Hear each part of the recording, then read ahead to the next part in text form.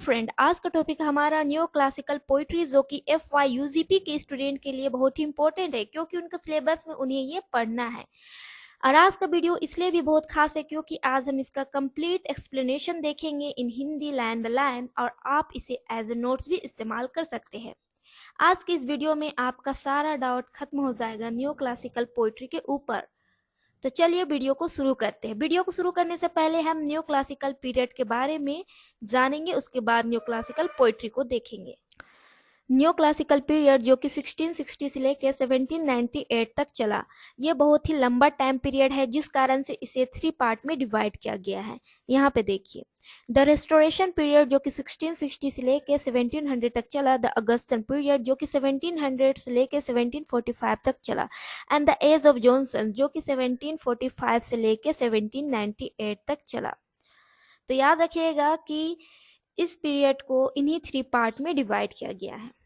इसके बाद देखिए, the term new classical is a combination of the term new which means new and classical as in the day of the Roman and Greek classics.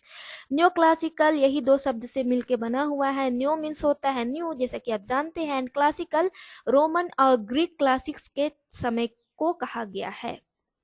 इसके बाद देखिए, जो writer है new classical period के, वे imitate यानी कि नकल किए हैं किनका, रोमन्स और ग्रीक्स के। यानी कि आप बोल सकते हैं कि रोमन्स और ग्रीक्स के जो राइटर थे उस समय पे, उनके स्टाइल को इस टाइम पीरियड के राइटर कॉपी किए हैं अपने पोइट्री या फिर वर्क में। और इस पीरियड को सूडो क्लासिकल एज के नाम से भी जाना जाता है। ये बहुत इंपॉर्टेंट है, नोट कीजिएगा कि सूडो क्लासिकल एज के नाम से न्यू क्लासिकल पीरियड को जाना जाता है।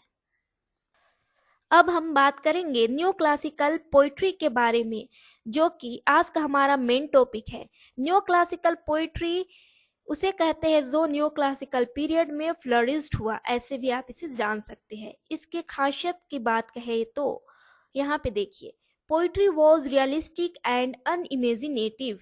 जो पोइट्री होते थे वे कैसे थे, रियलिस्टिक और अनइमेजिनेटिव होते थे। इमेजिनेशन का कोई जगह नहीं था न्यू क्लासिकल पोइट्री में।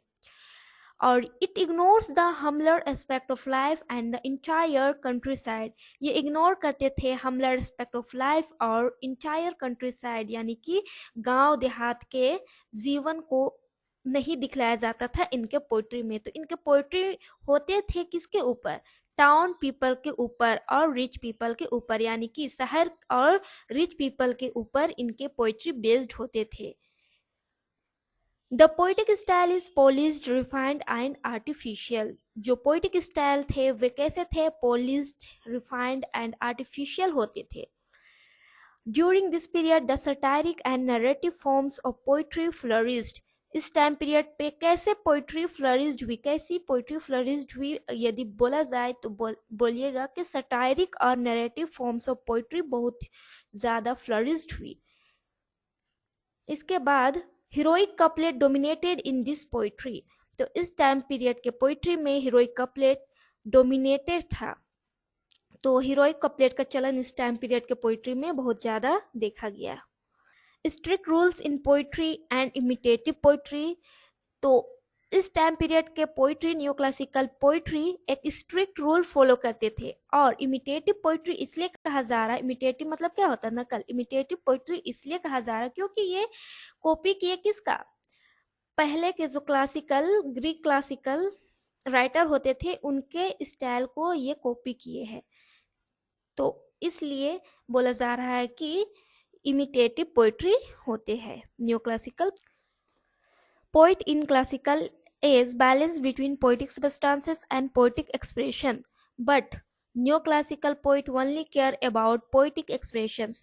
क्या बोला जा रहा है कि जो पोइट होते थे क्लासिकल एज के, वे बैलेंस्ड करके चलते थे पोएटिक सबस्टांसेस और पोएटिक एक्सप्रेशंस के बीच। लेकिन जो अब न्यू क्लासिकल पोइट है उन्हें सिर्फ मतलब है पोएटिक एक्सप्रेशंस की। तो देखिए कितना बड़ा डिफरेंस है। जो पहले के पोइट क्लासिकल एज के पोएट दोनों के बीच बैलेंस करके चलते थे, पोएटिक सबस्टांसेस और पोएटिक एक्सप्रेशंस। लेकिन अब न्यू क्लासिकल पोएट सिर्फ केयर करते, यानी कि उन्हें सिर्फ मतलब है पोएटिक एक्सप्रेशन से। तो ये चीज एक इम्पोर्टेंट है। और अब हम मेजर पोइट्स की बात करें तो देखिए John Dryden, Alexander Pope, Samuel Johnson, Jonathan Swift, Joseph Addisons etcetera, ये कुछ मेजर पोइट्स के नाम दिए गए हैं। अब न्यू क्लासिकल पोइट्री के कुछ एग्जाम्पल दिए गए हैं। यहाँ पे देखिए द रेप ऑफ लोग, जो कि अलेक्जेंडर पोप के द्वारा लिखा गया है। ये एक मोक हीरोइक पोएम है, नोट कीजिएगा। The Dunciad by Alexander Pope etcetera. तो ये कुछ एग्जाम्पल है न्यू क्लासिकल पोइट्री के। तो यहाँ पे हमारा टॉपिक कंप्लीट हो जाता है न्यू क्लासिकल पोइट्री की, जो कि अपने आप में ही एक इम्पोर्टेंट एंड टफ चैप्टर थी, जिसे आपको पॉइंट बाय पॉइंट अच्छे तरीके से समझा दिया गया। इसके बाद आपको पढ़ना है रोमांटिक पोइट्री, जो कि न्यू क्लासिकल पोइट्री के अगेंस्ट ही आया, आप ऐसे बोल सकते हैं। रोमांटिक पोइट्री में आप देखेंगे कि ये जो पोइट्री होते थे वे इमेजिनेशन से भरे हुए थे और ये कोई रूल फॉलो नहीं करते थे।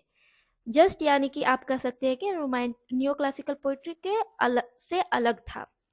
तो मिलते हैं आपसे नेक्स्ट वीडियो में, तब तक के लिए टेक केयर।